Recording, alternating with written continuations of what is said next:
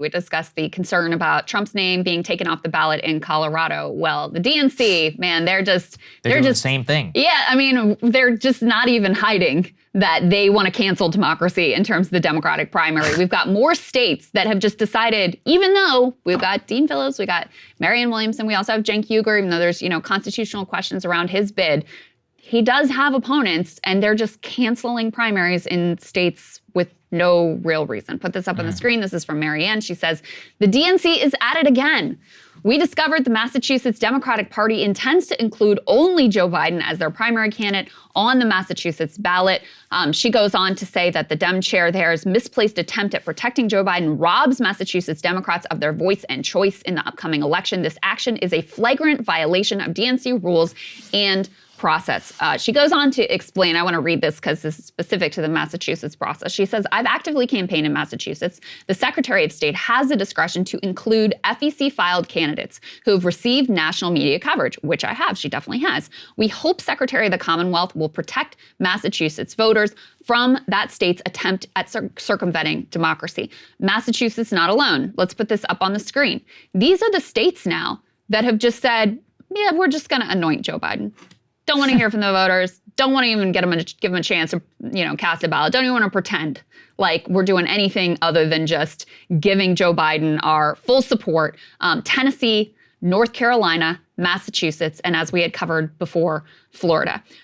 So this is pretty wild. Like, Democrats claim to be wanting to protect democracy, and they're running to protect democracy, et cetera. I mean, this is without any sort of recourse. No court process whatsoever. Just, we're not going to have a contest. It's also we're not going to have an election. Because Biden is winning by 70-some% in the primary. So why don't you just let that go? Why don't you just let the vote happen? He can get 75%. He can be coronated after he's won the election. There's no reason to even do it. It's just to set the precedent of, like, nobody is allowed to dissent at all. The last national poll I saw only had Marianne at 13% and Dean Phillips at 5%. So it's like, why do you even care? Yeah. Why do you care? I don't understand. Yeah, I mean, it seems preposterous that they would be worried, but I do think that they feel more fragility than they probably should, just because, they see the polls of people overwhelmingly like, we want another choice. Is there another choice?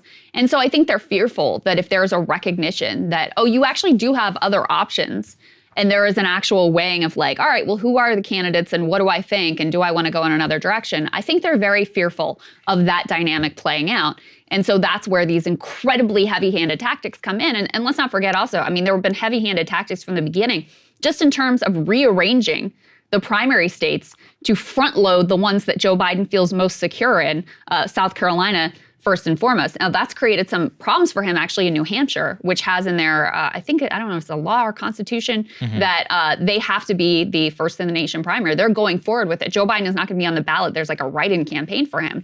But that actually created more of a risk for him than there would have been. So in a certain way, their heavy-handed tactics have kind of like backfired. It's manifesting the thing that they're terrified of.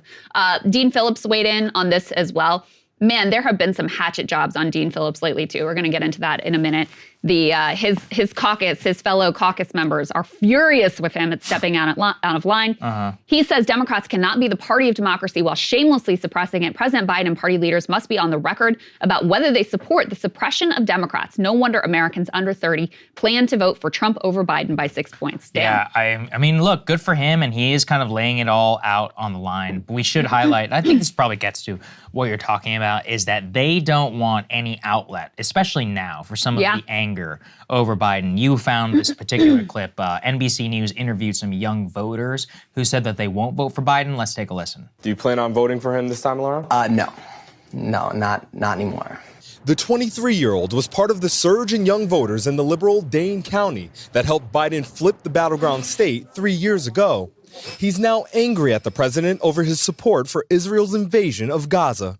He is allowing this war to happen and is funding this war. I don't know what will happen if I don't vote for him, but I know it won't be me supporting that. On climate, on COVID responses, you could tell his administration were doing really great work. But I think after October 7th, the question became a matter of human rights. Interesting. Yeah, so on Israel, but there's a lot of other reasons. You're already seeing some discontent, I think, on student loans or, for example, that was just on the left. So these people, who do you think? I think they'll probably vote for Cornel West or something, or maybe just not vote, period, which is a totally fine choice. I think not voting is probably the most likely scenario, but I mean, that is the reality, is outside of the Democratic primary, they are likely to have other choices on the ballot. I just saw a Quinnipiac poll come out, and the numbers with 18 to 34-year-olds are pretty stunning. So Biden is at 33% with 18 to 34-year-olds in this Quinnipiac poll. Trump is at 20. RFK Jr. is at 24. But Cornel West is at 6. Jill Stein's at 10. Wow. So, yeah. And you know what? It was also interesting to me, black voters in this poll. So you have 61%. Think about that. With this supposedly rock-solid constituency, only, quote-unquote, 61% backing Biden, 4% backing Trump, 15% with RFK Jr., 10% with Cornel West, 9% with Jill Stein. So people do have other outlets if they just cannot stomach what they are watching unfold before their eyes in Gaza, with our full support and backing. Our bombs, made in America, being dropped on these babies and these children. They have other options. And so, you know, I mean, you have people in the Biden campaign who presumably know how to read a poll and see the way that, I'm sure it's not 100% because of Israel, but the time period in which support among young people has fallen off a cliff corresponds very closely with October 7th and what has unfolded since then. You know, they have to realize this is a gigantic issue for them. And, you know, what they're hoping is, and I was thinking about this after we had our conversation about Trump's like poison in the blood comments or whatever. What they're hoping is that he says more stuff like that and people go, you know what, I got it. Like, this guy is just too terrible. And that's a good bet. I got to suck it up and vote for Joe. That's what they're hoping for. But remember, they have to basically like run the table on that. They have to get everybody to make that calculation and not bail out and vote for, you know, Cornel West or Jill Stein or someone else that's on the ballot. And I just don't know if that works this time around. Now, to make the counter case, in that New York Times Siena poll that we covered, it was interesting because among registered voters, Trump had a lead. Among likely voters, so they apply their like likely voter screen, they actually had Biden with an edge of 2. And among people who voted in 2020, who like actually voted in 2020, and especially among people who voted in 2022, Biden had a huge lead.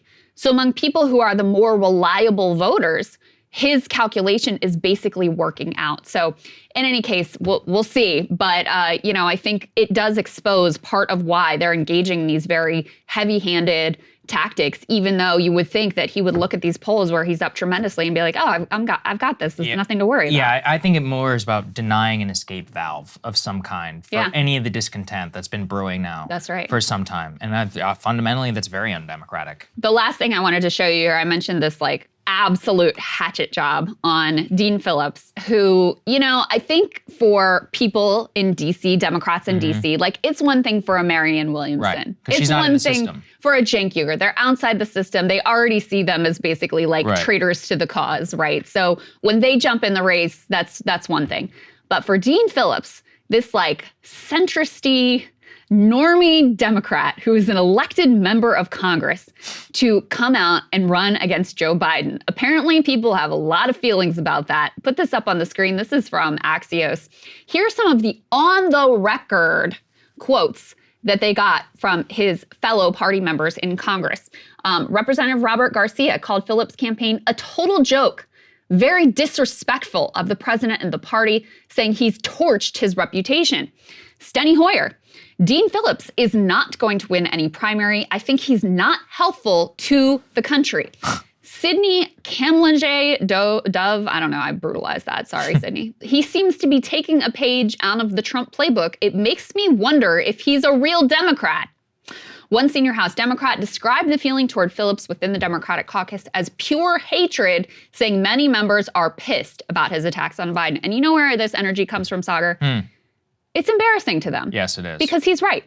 He's right that Joe Biden is a terrible candidate, that they are risking the party and the country's future by staying lockstep behind him. His criticisms of Joe Biden are by and large accurate, and they feel humiliated that he actually has the guts to say it and to actually do something about it, while they just sit there, sniveling and privately like being worried about how the election is going to go, but totally unwilling to step out of line. I think it'll be, bad. It also shows you how much of a risk it was for him. I still don't quite understand it, given the fact that he's not even going to run for Congress anymore. Maybe he was just done and he wants to plant a flag and he genuinely believes it. So more power to him, but it shows you too, like when you're in the system and you violate the tenets of it by speaking out, the basic truth, even though it knows everybody's true, they will come out and they will absolutely destroy your life. He won't even be able to get a lobbyist job after this. I hope he's rich. I don't know what his personal net worth is. He is rich. Okay, good. He'll be all right. He is rich, so he does have a safety net there. Yeah. But listen, I want to give him credit, and I don't even really care. I don't know him. I thought we had a feisty exchange, but I thought he was like perfectly, nice and seemed like a genuine human being when I met him. But I don't even really care about his intentions. Good for him. It takes courage to do this. And we've seen how hard it is to go against the people that you're working with day in and day out. And he actually did it. So kudos to him. We can have a disagreement about policies and back and forth, although I will say he just signed on to Medicare for All, which I was happy. That was interesting. Interesting and happy to know. But, we need to see more of that willingness to step out of line from these just like archaic, sclerotic, broken party systems that have completely done a disservice to the American public. Yeah. Hey guys, if you like that video, go to breakingpoints.com, become a premium subscriber, and help us build the best independent media organization on the planet. That's right. We're subscriber funded. We're building something new. We want to replace these failing mainstream media organizations. So again, to subscribe, it's breakingpoints.com.